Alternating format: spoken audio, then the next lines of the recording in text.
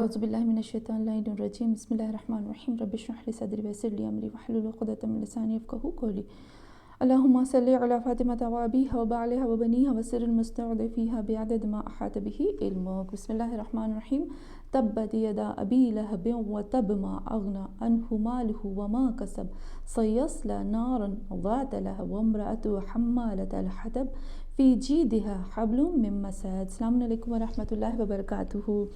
ہم نے دو پارٹس جو تھے وہ سورہ لہب کے تمام کر لیے اور آج لاسٹ پارٹ ہے جس میں ہم انالائز کریں گے اور پھر اس کو کمپیئر کریں گے اپنے ساتھ، اپنے معاشرے کے ساتھ، اپنی سوسائٹی کے ساتھ اور اپنے ہی لوگوں کے ساتھ، اپنے دور کے ساتھ. پھر اس کے بعد یہ ہمارا آخری پارٹ ہوگا اور پھر اس کے بعد ہم ایک نئی سورہ کی طرف جائیں گے انشاءاللہ. تو سب سے پہلے ہم نے تبت یدا ابی لہب ایک لفظ کو بولا اور پھر اس کے بعد ہم نے تھوڑی سی تفسیر کی اور ابو لہب کی بیوی کے بارے میں بھی بتایا اور ابو لہب کا انجام کیا تھا اس کے بارے میں بھی ہم نے بتایا. اب ہم آتے ہیں تھوڑا سا تاریخ کی طرف اور اس کو کمپیئر کرتے ہیں اپنے ساتھ. یہاں پر جب ہم آتے ہیں تو اس سورہ میں کے بارے میں امام جعفر صادق علیہ السلام فرماتے ہیں کہ دیکھو جب بھی آپ اس سورہ کو پڑھو نا تب ابو لہب کے اوپر نفرین کرو، یعنی آپ ابو لہب کے اوپر لعنت بھیجو. کیوں؟ کیونکہ ابو لہب کے اوپر لعنت بھیجنے سے امام فرماتے ہیں کہ تم جب اس کے اوپر لعنت بھیجو گے نا تو تم سوچو گے کہ ابو لہب کا کام کیا تھے. تو جب تم کام سوچو گے تو تم پتہ چل جائے گا کہ بھئی جب اللہ ابو لہب کے ان کاموں کی وجہ سے اس سے نفرت کرتا ہے تو مجھے یہ کام نہیں کرنے چاہیے. پھر ہم آتے ہیں کہ ابو لہب جو تھا وہ کبھی بھی رسول خدا صلی اللہ علیہ وآلہ وسلم کی مخالفت سے ہاتھ نہیں اٹھاتا تھا. اور ہمیں پتہ ہے کہ بہت زیادہ ایسے لوگ جو تھے، میں اتنی گہرائی میں نہیں جانا چاہتے، آپ لوگوں نے سنا بھی ہوگا اور پڑھا بھی ہوگا اور مجلسوں میں بھی سنا ہوگا اور پھر اپنے بہت زیادہ جگہوں پر بھی اس کے بارے میں اسٹڈی کرو گے تو آپ کو پتہ چل جائے گا کہ ابو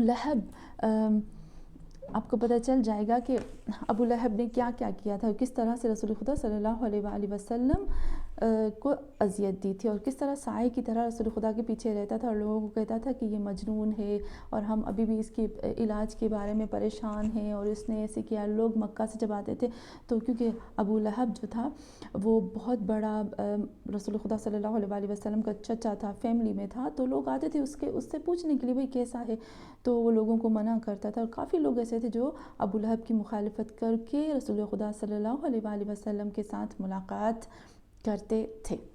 اب ایک چیز میں آتے ہیں کہ ہمیں پتہ ہے کہ ابو لہب کے دوسرے بھائی بھی تھے، جیسے حضرت حمزہ تھے، جناب ابو طالب تھے اور جناب عبد المطلب کے بہت زیادہ اور بھی بیٹے تھے جو کہ بہت با ایمان تھے، مسلمان تھے. جناب ابو طالب کی شعر و شاعری سے ہمیں پتہ چلتا ہے کہ حضرت ابو طالب جو تھے وہ مسلمان تھے، با ایمان تھے، جس نے رسول خدا صلی اللہ علیہ وآلہ وسلم کی حفاظت کی.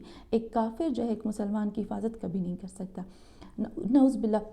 جناب ابو طالب کو کافر قرار دینے میں مجھے آج تک یہ بات سمجھ میں نہیں آئی ہے کہ اتنے پروف ہونے کے باوجود بھی، اتنی شعر و شاعری کے باوجود بھی کس طرح سے لوگ جناب ابو طالب کو کافر قرار دیتے ہیں، حالانکہ اتنے زیادہ پروف ہے. ٹھیک ہے، یہ ساری شعر و شاعری اور پروف ایک طرف، لیکن ایک سب سے بڑا پروف یہ ہے کہ جناب ابو طالب جو تھے وہ اپنے بچوں کو رسول خدا صلی اللہ علیہ وآلہ وسلم کے بستر پر سلاتے تھے تاکہ اگر کوئی حملہ کرے تو پہلے محمد صلی اللہ علیہ وآلہ وسلم کے اوپر نہیں، میرے بچوں کے اوپر کرے. تو کوئی کافر کیسے کر سکتا ہے ایک مسلمان کے لیے جب تک اس کے اندر ایمان نہ ہو؟ سب سے بڑا پروف ہے. اور پھر بھی اس کے باوجود بھی نہیں سمجھ میں آتا کہ تعصب کے چشمے ہے، جہالت کے چشمے ہے، یا خود غفلت کے چشمے ہے، یا پھر وہ خود جان بوجھ کے آنکھ بند کر لیتے ہیں. اس بات سے کچھ سمجھ میں نہیں آتا ہے. لیکن ایمان سے جو ہٹے گا پھر وہی ابو طالب جیسا ہوگا، تو یہاں پر ابو لہب جیسا ہوگا. تو جناب ابو طالب جو تھے وہ مسلمان ہی تھے. حضرت حمزہ کو بھی ہم دیکھتے ہیں اور پھر اس کے باوجود بھی پھر ابو لہب جو ہے وہ کس طرح سے ان کے بیچ میں سے کیسا نکلا. ہمیں پتہ ہے کہ جناب نوح کا بھی ایک بیٹا تھا جو نافرمان تھا. تو یہاں ایک اور چیز ہمیں بہت ہی خاص ملتی ہے کہ فیملی، اگر ہمارے فیملی ممبر میں بھی کوئی ابو لہب جیسا ہے، ایمان سے خارج ہے، ایمان کی بات نہیں کرتی، تو پھر وہ فیملی سے خارج ہو جاتا ہے، پھر وہ ہمارا خون اور وہ لو نہیں رہتا ہے. جیسے رسول خدا صلی اللہ علیہ وآلہ وسلم فرماتے ہیں نا کہ ابو لہب جو تھا وہ تو نکل گیا نا بنی ہاشم سے. ہم کہہ سکتے ہیں کہ وہ رسول خدا صلی اللہ علیہ وآلہ وسلم کی خون سے ہی نکل گیا. لیکن کچھ لوگ ایسے ہوتے ہیں کہ جو خون میں شامل ہو جاتے ہیں، جیسے رسول خدا فرماتے ہیں نا السلمان منا اہل بیت، سلمان جو ہے وہ ہم اہل بیت میں سے. تو ہمارے ایسے کام ہوتے ہیں کہ جو رسول خدا صلی اللہ علیہ وآلہ وسلم کو خوش کرتے ہیں، ایسے کام ہوتے ہیں جو ہمیں نکال لیتے ہیں. جو سید ہوتے ہیں اس کی بہت بڑی ذمہ داری ہوتی ہے، سید کی ذمہ داری تو بہت بڑی ہوتی ہے، لیکن اس ذمہ داری کو نبھایا جائے. لوگوں کے اوپر واجب ہے کہ وہ سیدوں کا احترام کرے، ان کے لیے واجب، لیکن سید کی خود کی ایک ریسپانسبلٹی ہے کہ وہ اپنی ذمہ داری کو اچھے سے نبھائے. اگر وہ نہیں نبھائے گا تو رسول خدا کو یہ حق ہے کہ وہ اس کو اپنی اولاد سے آگ کر سکتا ہے. تو خدا ہمیں ابو لہب کے کردار سے محفوظ رکھے. تو اس میں سے یہ سب سے بڑا ہمیں لیسن ملتا ہے. کبھی کبھی جو خاندان رسالت سے نہیں ہوتے لیکن اعمال ایسے ہوتے کہ وہ خاندان رسالت میں بن جاتے ہیں، تو یہ بھی ہمیں ایک بہت بڑا لیسن ملا یہاں پر. اچھا، ابھی ایک اور چیز بھی یہاں بہت اچھی ملتی ہے ہمیں کہ ابو لہب کی جو بیوی تھی وہ بہت بڑی شاعرہ تھی. تو شعر اور شاعری جو ہوتے ہیں یا اس طرح کے جو لوگ ہوتے ہیں، ان کا ایسا نہیں ہے کہ یہ بہت بڑے اچھے ہیں تو ان کو بہت ہی اوپر بٹھایا جائے. نہیں، کردار بتاتا ہے کہ بندہ کیسا ہے. اس کے بعد ہم دیکھتے ہیں کہ ایک اور خاص چیزوں کی طرف ہم آتے ہیں کہ ایک دفعہ قرآن کہتا ہے ما اغنا عنہ مالیہ ہلک انی سلطانیہ ما اغنا عنکم جمعکم لن تغنا عنہم اموالہم ولا اولادہم. سب سے زیادہ جو ہمیں ایک چیز ملتی ہے وہ یہ ملتی ہے کہ ہمیں کبھی بھی اپنے مال پر، اپنے دولت پر فخر نہیں کرنا چاہیے کہ میرا مال، میری دولت کام آئے گی. حلق انی سلطانیہ، کہ پاور جو سیٹ ہے، پاور ہے، منصب ہے، وہ بھی کوئی کام نہیں آئیں گے، نہ اولاد کام آئے گی. یہ چیزیں جو ہے وہ دنیا کی ہیں، دنیا میں ہی رہ جائیں گی. اعمال ہی سب سے زیادہ ساتھ جاتے ہیں. پھر قرآن میں ہم دیکھتے ہیں کہ اللہ نے 4 طرح کی عورتوں کا ذکر کیا ہے. قرآن میں اگر ہم دیکھتے ہیں تو 4 طرح کی عورتیں قرآن میں بیان ہوئی ہیں، یا ہم کہہ سکتے ہیں کہ 4 طرح کے ہسبینڈ وائف یا میاں بیوی اللہ نے بیان کیے ہیں. ایک ایسا کپل جو بہت ہی آئیڈیل کپل ہے. وہ کون سا آئیڈیل کپل ہے؟ وہ ہے جسے خداوند عالم نے سورہ دہر میں بھی بتایا نا وَيُطْعِمُونَ الطَّعَامَ. یہاں پر ایک آئیڈیل کپل ہے جو ہر کام کرتے ہیں وہ ایک دوسرے سے پوچھ کے کرتے ہیں، سوچ کے کرتے ہیں، سمجھ کے کرتے ہیں، ایک دوسرے کی صلاح سے کرتے ہیں. اور وہ کون سا آئیڈیل کپل ہے جس کو خداوند عالم نے قرآن میں بیان کیا ہے؟ وہ ہے بی بی فاطمہ الزہرا اور مولا کائنات امیر المومنین علی علیہ السلام کا کپل ہے، جس کو خداوند عالم نے ایک آئیڈیل کپل قرار دیا ہے قرآن کے اندر. وَيُطْعِمُونَ الطَّعَامَ، یعنی وہ لوگ ساتھ میں مل جل کر رہتے، ایک دوسرے کے مشورے کے ساتھ کام کرتے تھے. میں چاہتی ہوں کہ یہاں پر بی بی فاطمہ الزہرا کی حدیث ہے جو مجھے بہت پسند ہے، اس کو بیان کروں. بی بی فاطمہ الزہرا کے لیے ملتا ہے کہ جب بی بی فاطمہ الزہرا اس دنیا سے جانے والی تھی تو مولا کائنات امیر المومنین علی علیہ السلام کو فرماتی ہیں کہ یا علی، ہماری زندگی میں 3 چیزیں نہیں تھی. کہا اے علی، ہم نے جب تک ہم نے اپنی جو زندگی گزاری اس میں 3 چیزیں نہیں ہیں. ہمیں بتانا چاہتی کہ یہ 3 چیزیں اگر کسی کپل کے بیچ میں ہوں گی تو پھر ظاہر سی بات ہے طلاق، جدائی اور پرابلمز ہوتی ہیں. کون سی 3 چیزیں ہیں جو کہا ہماری زندگی میں نہیں ہے؟ اور اگر کوئی آئیڈیل کپل بننا چاہتا ہے تو اس کی زندگی میں بھی یہ 3 چیزیں نہیں ہونی چاہیے. سب سے پہلے کہا یا علی، ہماری زندگی میں جھوٹ نہیں تھا، ہم نے کبھی ایک دوسرے سے جھوٹ نہیں بولا. دوسری چیز کہا کہ یا علی، ہم نے ایک دوسرے سے خیانت نہیں کی. اور تیسری چیز کہا کہ یا علی، ہم نے ایک دوسرے کی مخالفت نہیں کی. جو آپ نے کہا میں نے مانا، جو میں نے کہا آپ نے مانا. تو یہاں بیوی بتاتی کہ ایک آئیڈیل کپل ہونے کے لیے یہ 3 چیزوں کا ہونا بہت ضروری ہے، کیونکہ اگر یہ 3 چیزیں نہیں ہوں گی، جھوٹ ہوگا تو پھر اعتبار اٹھ جائے گا. امانت اگر نہیں رکھیں گے تو پھر خیانتیں آئیں گی، خیانت آئے گی تو پھر بھروسے یہاں پر اڑ جاتے ہیں، اور مخالفت آئے گی تو جھگڑے اور نفرتیں آ جائیں گی. تو یہاں پر یہ 3 چیزیں ہیں، اگر کسی کی 3 چیزیں نہ ہو تو وہ آئیڈیل کپل ہوتا ہے۔ پھر اس کے بعد جو قرآن جو ہے وہ کپل کو بیان کرتا ہے وہ بہت بدترین کپل، دونوں میاں بیوی دونوں بدترین کپل ہے جس کا خود خداوند عالم نے قرآن میں نام لیا ہے، وہ ہے ابو لہب اور اس کی بیوی۔ اس کے بعد ایک اور کپل خداوند عالم نے بیان کیا ہے جس میں شوہر تو بہت اچھا ہے لیکن بیوی بہت خراب ہے، جیسے حضرت نوح کی بیوی اور حضرت لوط کی بیوی۔ پھر اس کے بعد جب ہم دیکھتے ہیں کہ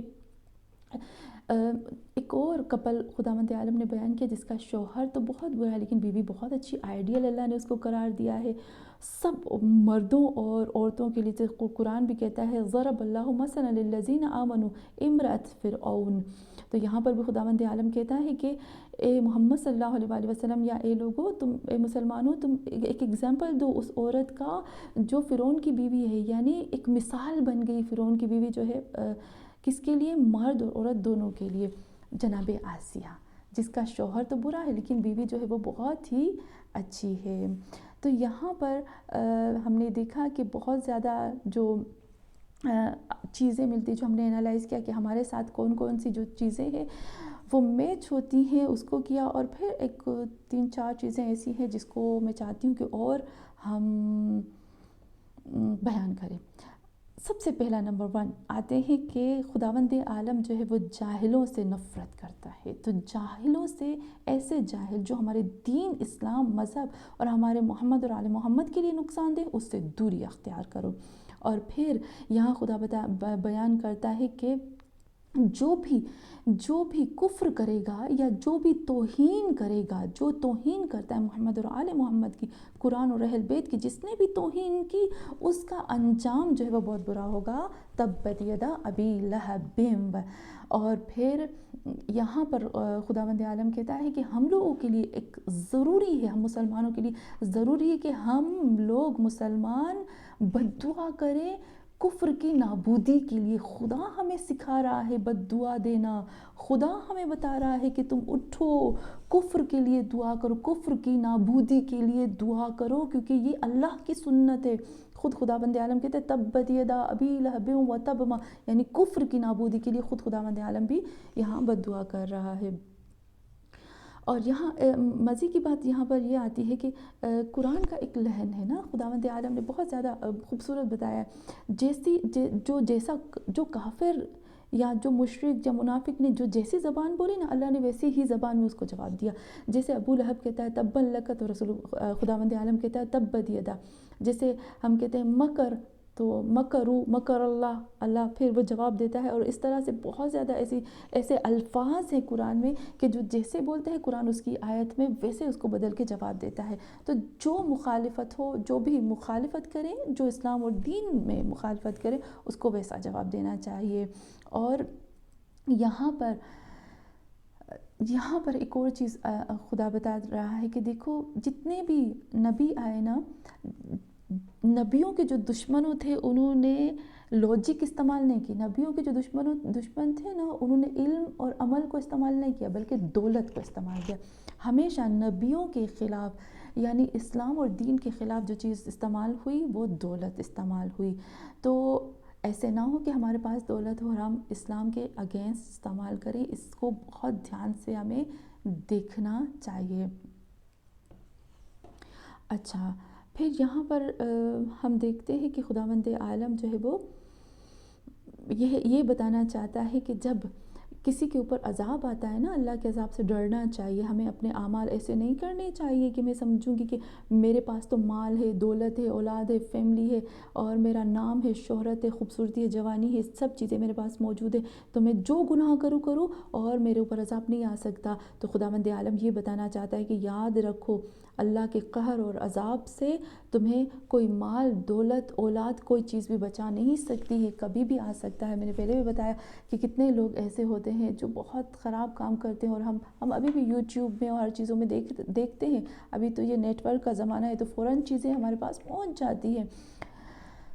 یہاں پر خداوند عالم یہ بتانا چاہتا ہے کہ دنیا میں اشراف ہونا، دنیا میں مقام، بلندی، سیلیبریٹی ہونا بڑی بات نہیں ہے۔ ہم سمجھتے ہیں کہ دنیا میں ہم سیلیبریٹی بن جائیں، پھر کچھ بھی کریں، کچھ بھی گناہ حرام چیز کرنے سے کتنے ایسے لوگ ہوتے ہیں جو بہت زیادہ اپنی شہرت کو حاصل کرنے کے لیے تمام حدیں کراس کر لیتے ہیں، صرف نام اور شہرت اور سیلیبریٹی ہونے کے لیے وہ کر لیتے ہیں۔ لیکن خداوند عالم کہتا ہے کہ نہیں، جتنی بھی خدا کی مخالفت کرو گے صرف سیلیبریٹی بننے کے لیے اس دنیا میں، یاد رکھنا قیامت کے دن اتنے ہی ذلیل اور خوار اور رسوا ہوگے۔ تو یہ ہماری تھی سورہ تبت یدا، اور ہم انشاءاللہ اس میں سے بہت زیادہ لیسن حاصل کریں گے، اور انشاءاللہ کوشش کریں گے کہ اگر اور بھی پوائنٹ ہمیں ملے تو کبھی بیان کر دیں گے، لیکن یہ تھوڑے خاص پوائنٹس تھے جس کو ہم نے نچوڑ کے ساتھ ہم نے اس کو بیان کیا۔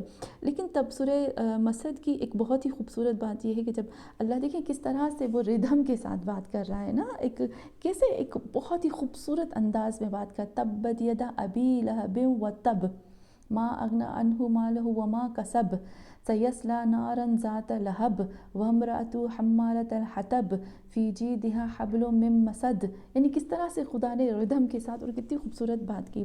تو یہ ہماری سورہ مسد تھی، اور انشاءاللہ دعا کرتے ہیں اللہ سے کہ اے اللہ ہم سب کو اس سورہ پر عمل کرنے کی توفیق عطا فرما، اور قرآن پر اور اہل بیت پر ہمیں ان کی جو تعلیمات ہیں ان پر عمل کرنے کی توفیق عطا فرما۔ خدایا ہماری اولادوں کو، ہماری نسلوں کو ان تمام بری چیزوں سے دور فرما، اور خدایا ہمارے اعمال کو ابو لہب کے اعمال جیسا نہ بنا۔ خدایا ہمارے دلوں کو منور فرما۔ خدایا تجھے واسطہ ہے محمد اور آل محمد کا، یا اللہ ہم خاص تجھ سے دعا کرتے ہیں کہ اے اللہ جب بھی ہم یہ سورہ پڑھیں ابو لہب پر ہم لعنت بھیجتے ہیں، اور لعنت بھیج کر ہم یہ کہیں گے کہ اے اللہ ہم کوشش کریں گے کہ ہم اپنے اعمال کو بہترین کر سکیں، اور ہمیں ابو لہب اور دشمنان اسلام جیسا، اور ہمیں اور ہمارے اولادوں کو نہ بنا۔ بس چھوٹا سا عمل پھر سے دیتی ہوں، کوئی بھی مشکل پیش آ جائے تو اس مشکل کو دور کرنے کے لیے تقریباً 72 دفعہ اگر سورہ لہب پڑھی جائے تو وہ مشکل آسان ہو جاتی ہے، لیکن شرط یہ ہے کہ اس کو سوچ کر سمجھ کر عمل کے ساتھ۔ وصلی اللہ علی محمد وعلی